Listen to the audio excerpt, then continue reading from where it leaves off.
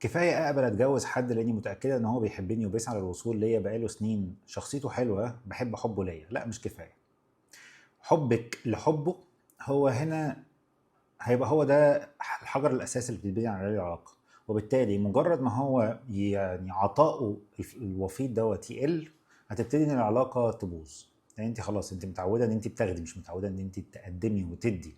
مش متعوده ان انت تبني العلاقه وتحاولي وتسعي مع الشخص اللي قدامك وتحتمليه، وانه يكون في علاقه متوازنه. لانها اتبنت كده، اتبنت ان انت بتاخدي بس. فطبعا مش مناسب. وخلي بالك هو مش هيفضل يديكي بس، لانه هو بيعمل كل دوت عشان يعرف يبتدي معاك العلاقه. مجرد ما ابتدى معاك العلاقه هو عايز بقى يلاقي علاقه، يلاقي انه في عطاء مع الاخذ. بس انت بالنسبه لك لان انت مش لسه بتحبيه، فبالتالي عطائك ليه مش هيكون زي عطائه ليكي، فهتبقى علاقه مش متكافئه. الموضوع مش هيبقى ناجح وهيموت مع الوقت.